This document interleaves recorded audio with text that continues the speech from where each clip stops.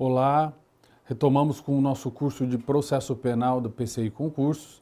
No tema de hoje é competência. Vamos iniciar então o nosso estudo tratando da competência territorial, chamada competência territorial. Muito bem. A competência territorial, ela, como já havíamos dito na aula passada, é uma das formas de competência que estão previstas na legislação infraconstitucional. E quando falamos em competência territorial, levamos em consideração a esfera de atuação jurisdicional de um determinado juiz, de um determinado magistrado, tomando em consideração aqueles casos, aqueles processos, aquelas demandas que estão adstritas à comarca em que aquele juiz exerce as suas funções. Mas o importante é dizer em relação à competência territorial, já nesse início de aula, é que a competência territorial ela é uma competência que a doutrina chama de competência relativa. O que quer dizer competência relativa? Vamos lá, vamos entender bem isso. A competência territorial, ela se baseia no interesse da parte muito mais do que no interesse da justiça. Significa dizer que o critério de competência territorial serve para facilitar o cidadão, o jurisdicionado, quando ele vai até o Poder Judiciário, para ele não ter que se deslocar por longas distâncias, por espaços muito alongados e ter mais facilidade de acesso à justiça. A ideia da competência territorial é essa, é facilitar o acesso à justiça com base na proximidade do cidadão com o juiz, com o próprio Poder Judiciário.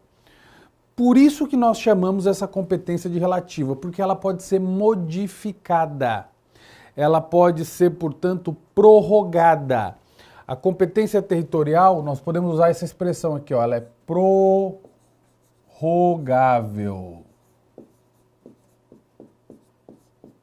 ou modificável de acordo com o interesse da parte do cidadão que está indo ao judiciário.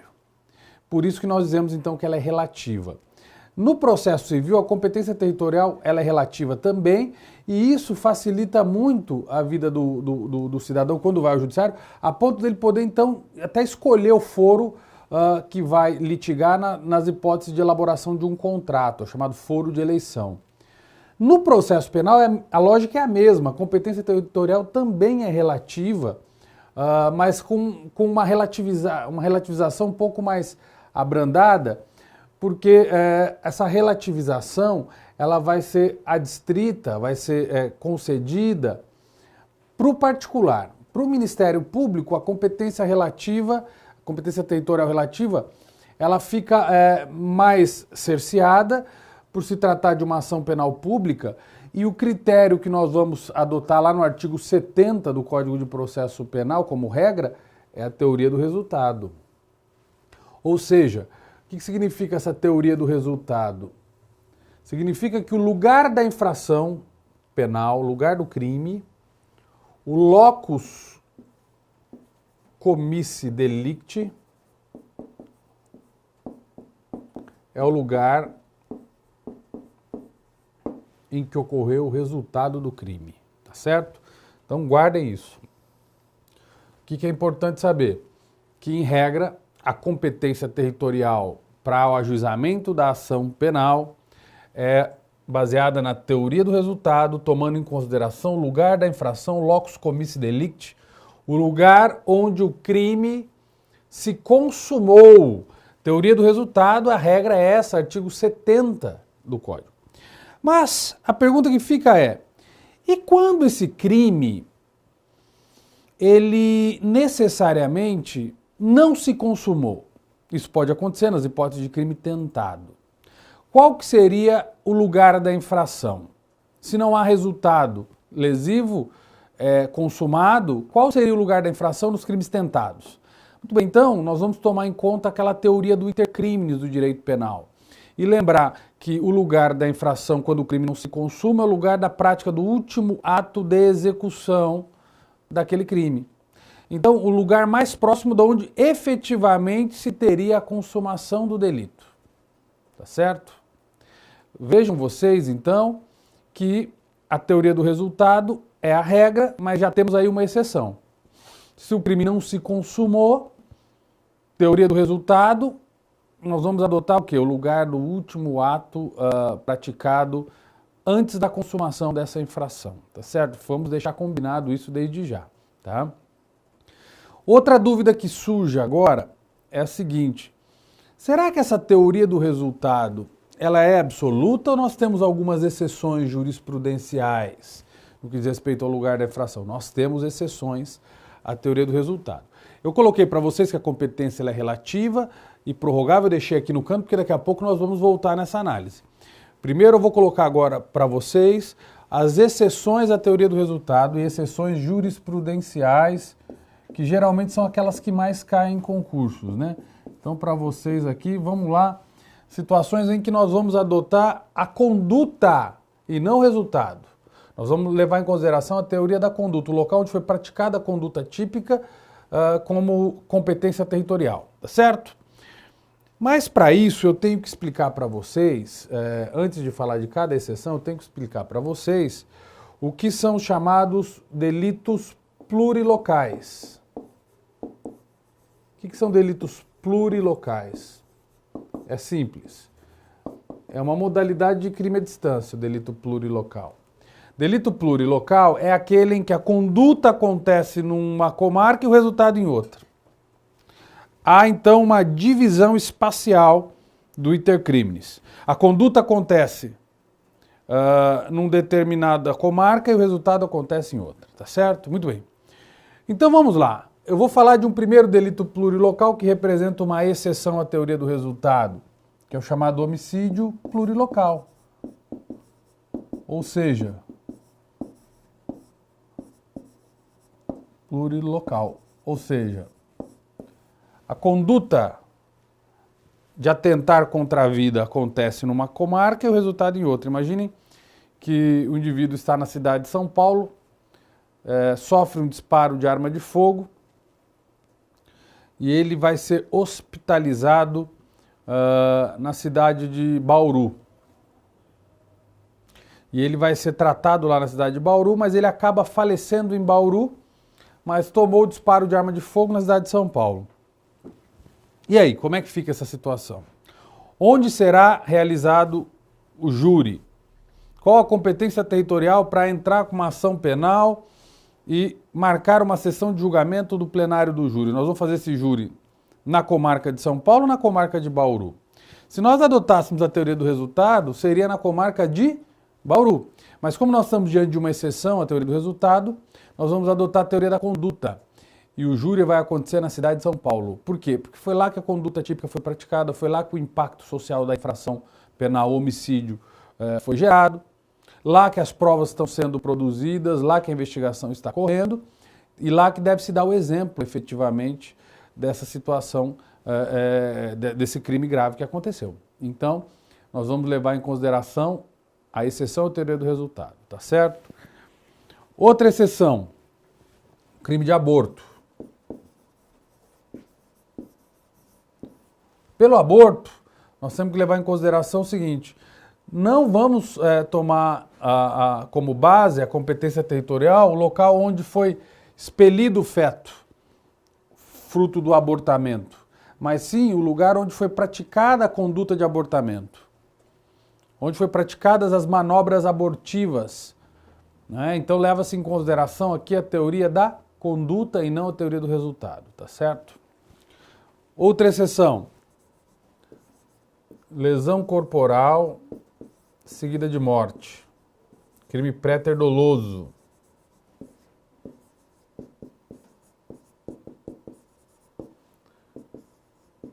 Nós vamos levar em consideração o local onde foram praticadas as lesões corporais e não o local onde houve o resultado morte, para fixar a competência territorial, tá certo?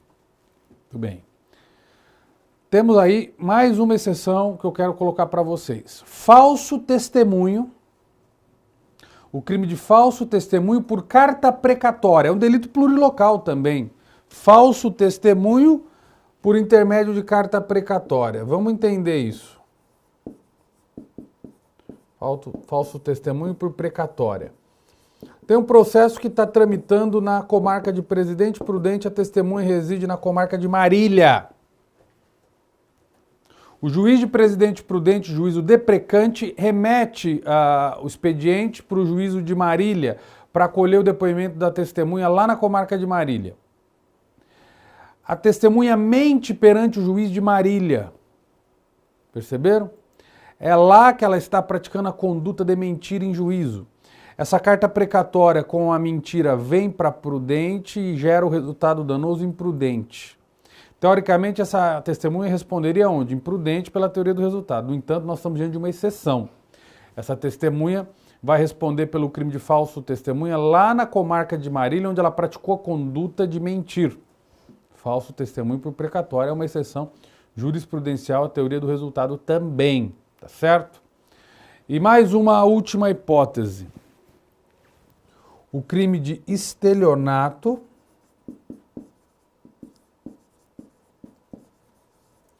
pela utilização de cheque falso.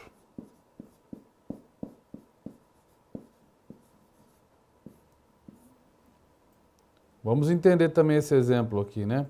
O estelionato praticado com a utilização de documento falso, de cheque falso. Aqui no caso, imaginem vocês que você tem uma conta bancária aberta numa agência na cidade de Presidente Prudente, onde o seu dinheiro está depositado. Aí você tem um talão de cheque furtado, o furtador vai e falsifica a sua assinatura. E desconta esse cheque numa agência bancária na cidade de São Paulo.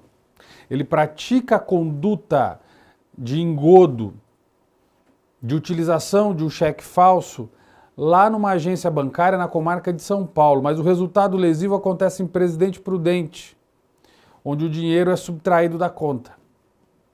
Teoricamente, se adotássemos a teoria do resultado, esse cidadão falsário teria que responder pelo crime aonde? Na comarca de Presidente Prudente.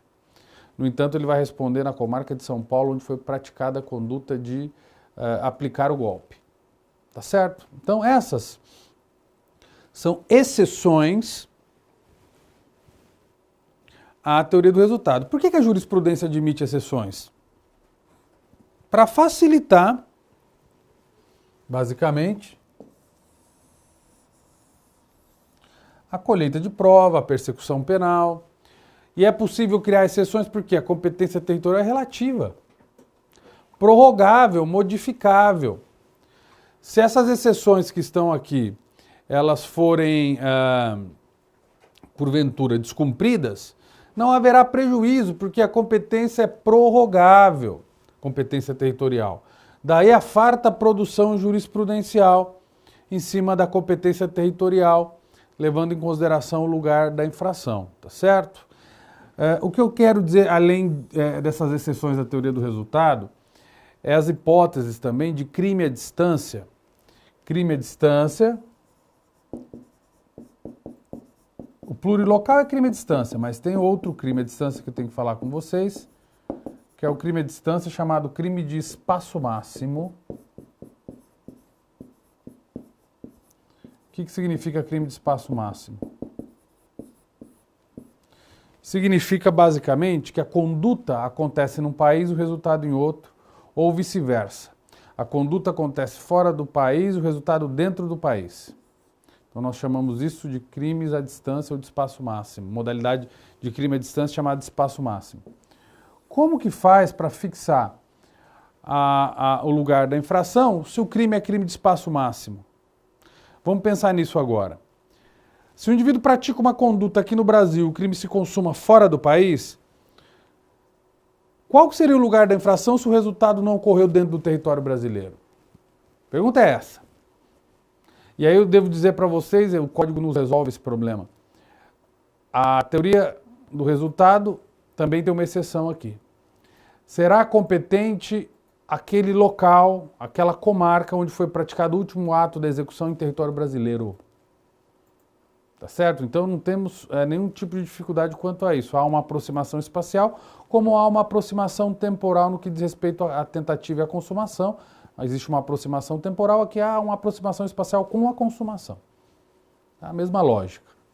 Agora, se a infração penal teve a sua conduta praticada fora do território brasileiro, o resultado aconteceu aqui, aí não temos nenhuma dificuldade, porque a teoria é a teoria do resultado. Então nós vamos saber o local da consumação e aplicamos a lógica e a regra baseada na teoria do resultado, sem maiores problemas a partir daí, tá certo? Mas muito bem, o código nos dá o lugar da infração, teoria do resultado, mas ele também nos traz a seguinte situação, que nós temos que pensar aqui, que são as hipóteses de crimes continuados e crimes permanentes, que se consumam na divisa de duas comarcas. Então vamos pensar junto isso aqui, ó. Imagine que nós temos duas comarcas aqui, divisas, né? Comarca de Presidente Prudente e comarca de Pirapozinho. São duas comarcas vizinhas, né? E aqui é a divisa das duas comarcas. O indivíduo, por exemplo, está praticando ou um crime continuado ou um crime permanente. O indivíduo está com porte de droga, ou trazendo consigo uma quantidade de droga para fim de tráfico, ou está com uma vítima de um sequestro, e ele fica transitando na divisa das duas comarcas aqui. Ele vai um pouco para cá, um pouco para lá, fica mais tempo em Prudente, depois mais tempo em Pirapozinho. Muito bem. Pode acontecer dele ser preso ou em Presidente Prudente ou Pirapozinho. E aí, como a gente não tem critérios muito bem definidos dessas região fronteiriça, ou não temos a informação muito exata se ele foi preso em Presidente Prudente ou em Pirapó, esse indivíduo, qual que seria o lugar da infração? E aí o código nos dá um outro critério, que é o critério da prevenção. É um outro critério para desempatar as dúvidas referentes à competência territorial.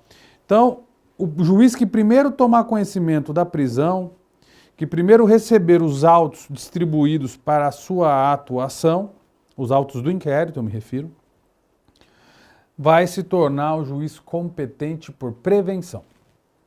E a prevenção, ela está diretamente ligada à competência territorial. E a prevenção serve, inclusive, para desempatar critérios de competência territorial. Então, se houver dúvida entre a comarca de Presidente Prudente e a comarca de Pirapozinho, nós vamos ficar com aquela que primeiro o juiz tomar conhecimento. Se for o juiz de Prudente é competente. Se for de Pirapozinho, de Pirapozinho. Tá certo? Então aí a prevenção existe para tirar qualquer dúvida com relação a critérios de competência territorial. Aliás, a palavra prevenção vem de prevenire, ou vir antes, né? Vir antes, prevenir, tá? Muito bem. Vamos então seguindo. E se o Ministério Público, por exemplo, não tem informações sobre o lugar da infração? Sabe-se a autoria do crime, sabe-se quem é o autor, mas não se sabe o lugar exato da infração. Aliás, essa discussão de lugar da infração hoje, ela ganha relevo nos crimes praticados pela internet. Crimes são praticados nas nuvens, que você não tem como definir muito bem o lugar da infração. Então nós temos que ter um outro critério para substituir, sobretudo crime cibernético, você não tem o lugar da infração fisicamente. Então nós temos que ter um outro critério para suprir o lugar da infração, e nós temos sim. Lá no próprio Código de Processo Penal, depois que se adota o critério lugar da infração, nós vamos ter um critério suplementar, subsidiário, que é o domicílio ou residência do réu. Domicílio ou residência do réu vem para suprir o lugar da infração. E vejam, domicílio ou residência do réu, para o Ministério Público, digo, ação penal pública, domicílio do réu, o Ministério Público, quando vai ingressar com a ação penal pública, primeiro ele tem que perscrutar se já se sabe o lugar, para depois, lugar da infração, para depois tentar o domicílio ou residência do réu. Primeiro vai ter que investigar se sabe o lugar da infração, porque se souber o lugar da infração, tem que ajuizar lá.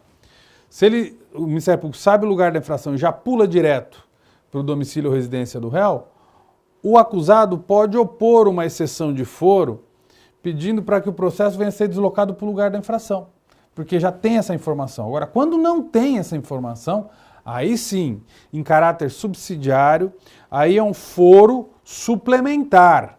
Domicílio ou residência do réu é um foro suplementar. Vai ser utilizado quando não se tiver o locus comissi delicti. Aí tudo bem, vamos lá para o domicílio ou residência do réu. E se o réu tiver mais de um domicílio ou mais de uma residência, como é que fica diante dessa situação? Se ele tiver mais de um domicílio ou mais de uma residência, qualquer uma delas pode ser utilizada. A que se for tomada em consideração aí, vai ser competente por prevenção também. Tá certo? Então, se ele tem mais de um domicílio ou mais de uma residência, prevenção. Tá? E se ele não tem domicílio nem residência, é uma pessoa errante, um nômade, que não fica parado no mesmo lugar, está sempre circulando para lá e para cá, e você não tem um domicílio fixo para essa pessoa. Então, o código também resolve esse problema. Vai ser competente o local onde esse indivíduo for preso ou onde foi praticado o primeiro ato persecutório em relação a ele. Tá certo? E aí, a partir daí, fica estabelecida, então, a competência territorial. Tá certo? E vejam vocês que são competências relativas. Se, porventura, não se respeitar a regra de competência territorial, ela for violada, vamos supor que nós sabemos qual que é o lugar da infração, mas já se ajuizou direto no domicílio ou residência do réu, tem algum problema nisso se o réu não se opuser? Se o acusado não apresentar exceção de foro, vai ter alguma nulidade? Não, não vai. Por quê? Porque a competência relativa vai se estabilizar perante aquele juízo, ela vai sofrer uma prorrogação voluntária ou tácita, por uma anuência implícita daquele indivíduo que não se indispôs com aquela colocação da demanda, com aquele ajuizamento da demanda violando a regra de competência. Então vai ocorrer a prorrogação da competência. Isso não há problema algum, porque ela é uma competência, volto a dizer, relativa, que atende o interesse da parte. Se a parte anuiu, não há problema algum quanto a isso, a questão se resolve por definitivo, tá certo? Agora, outra coisa que eu tenho para dizer para vocês, é importante destacar, é que o domicílio ou residência do réu, além de ser um foro suplementar, no que diz respeito à ação penal pública, no que diz respeito à ação penal privada, aí o fenômeno é diverso. Ação penal privada. O que significa isso? Quem que está entrando com a ação particular? Quem? O querelante, que está optando pelo ajuizamento da queixa-crime, não é isso? Em se tratando de ação penal privada, minha gente, prestem bem atenção nisso. O domicílio ou residência do réu é um foro optativo. Aí, ó. Aí tudo bem, foro optativo. O que quer dizer isso?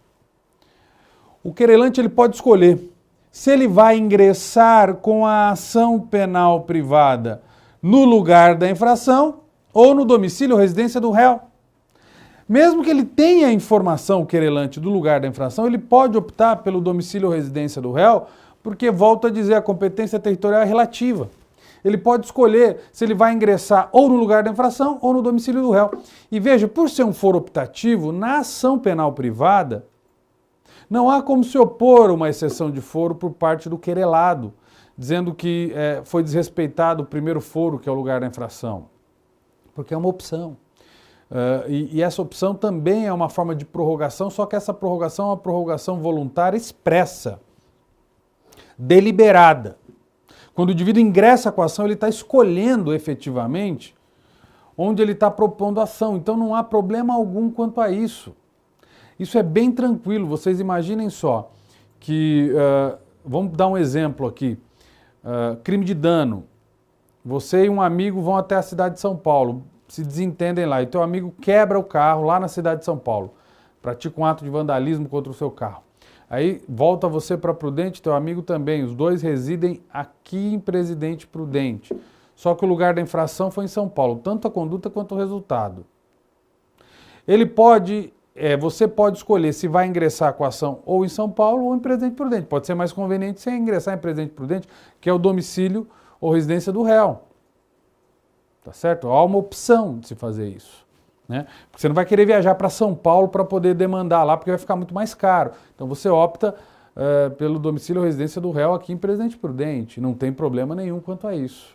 Tá certo? Então essas colocações são importantes porque o foro é opcional, facultativo, quando se trata de ação penal privada.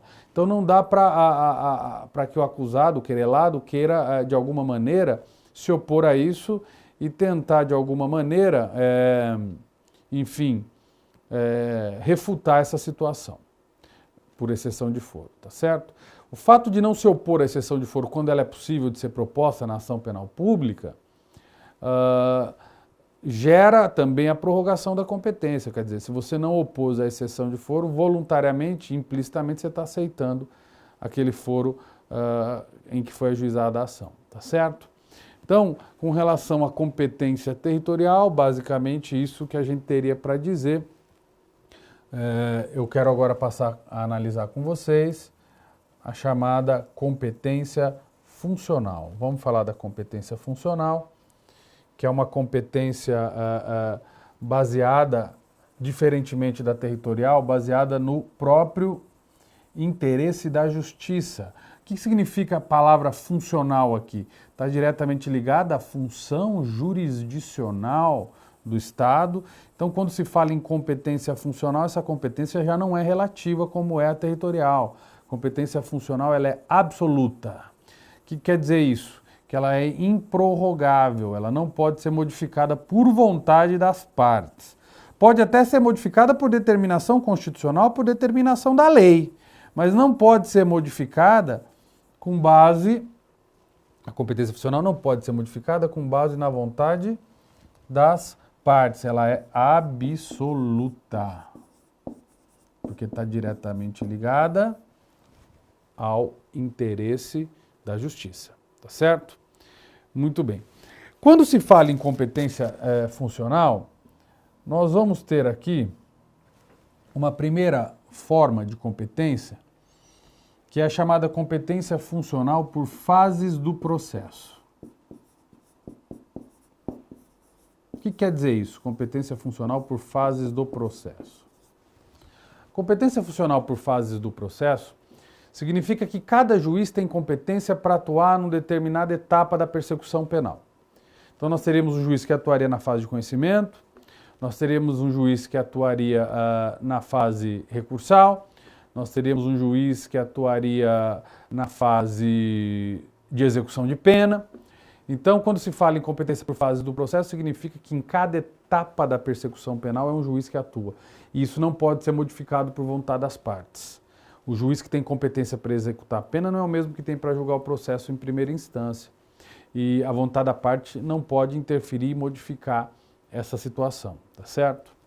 Nós temos também a competência funcional, chamada competência por objeto do juízo, ou por capítulos decisórios, que também é funcional. Essa situação que eu estou colocando para vocês é daquelas hipóteses chamadas sentenças subjetivamente complexas. Não sei se já ouviram falar disso. O que é uma sentença subjetivamente complexa?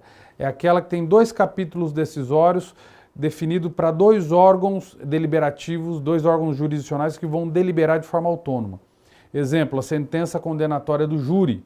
Você tem um capítulo que trata do fato e que é decidido pelo conselho de sentença, e um capítulo que trata da pena, da dosimetria da pena, e que é decidido pelo juiz togado.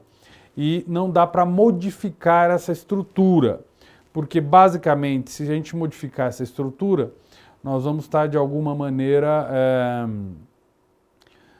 violando a competência absoluta, porque ela está ali instrumentalizada para atender o interesse público da justiça, da racionalização da jurisdição e não para atender o interesse das partes. Tudo bem? Então, fases do processo, objeto do juízo, e nós temos também como competência funcional a competência baseada na hierarquia.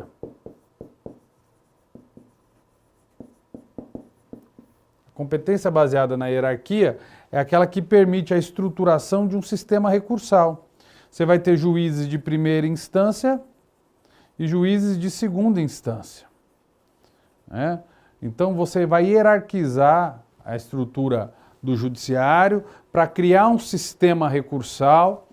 E quando se fala em competência recursal mesmo, nós estamos aí falando de uma competência funcional, de uma competência que de alguma forma existe para que haja um aprimoramento da prestação jurisdicional, para que de alguma forma haja a possibilidade de um juiz rever a decisão de outro juiz. E por que o judiciário ele é hierarquizado? Porque ele tem que se autocontrolar dentro da sua própria estrutura, que já está delineada na Constituição Federal.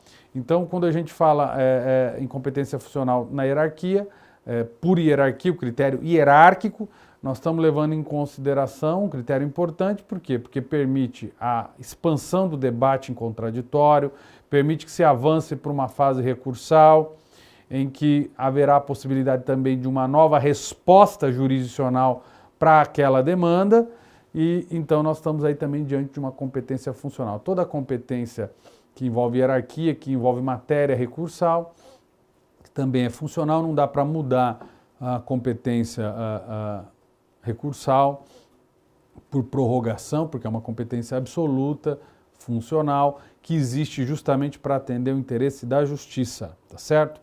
Agora, já que nós estamos falando da competência funcional, só para a gente concluir ainda um tópico aqui, eu falei para vocês de fases do processo, objeto do juízo e hierarquia. E a competência funcional, então, quando ela trata da hierarquia e da estrutura recursal, nós vamos também levar em consideração um outro critério, que é o critério de distribuição. E aí, nós vamos ter a competência originária e a competência recursal por distribuição. A distribuição também é uma modalidade de competência funcional, que se dá por sorteio. Nós vamos distribuir os processos originariamente em primeira instância para aqueles juízes da comarca e nós vamos distribuir em segunda instância os recursos para os desembargadores do Tribunal de Justiça, também por sorteio, porque não temos como admitir que haja interferência das partes nessa colocação da demanda dentro do Poder Judiciário. Aqui o critério tem que ser por sorteio, um critério aleatório, que evitaria uma manipulação da jurisdição para se tentar colocar o processo nas mãos daquele magistrado que se tenha pré-concebido como aquele que vai julgar a causa. Senão estaríamos até violando o próprio princípio do juiz natural. Então, quando se fala em hierarquia, a competência é funcional, o critério é esse. Nós temos a competência originária, que é quando o processo tramita em primeira instância, logo que entra no Poder Judiciário, e a competência recursal. A competência originária também pode se dar no tribunal, nas hipóteses de foro por prerrogativa de função, que nós já vamos falar logo mais, tá certo? Mas desde já eu quero destacar isso. Competência originária, competência recursal, dois fenômenos, ou dois critérios, vamos dizer assim, que atendem à competência funcional, pelo critério da hierarquia, e que se pautam pela distribuição, tá certo? Basicamente é isso, né? Nós vamos, então, encerrar essa aula. Eu agradeço a oportunidade e depois nós já vamos continuar com a próxima aula, seguindo por foro por prerrogativa de função e competência material. Muito obrigado, agradeço a sua participação aqui nas aulas de processo penal do PCI Concurso e até a próxima aula.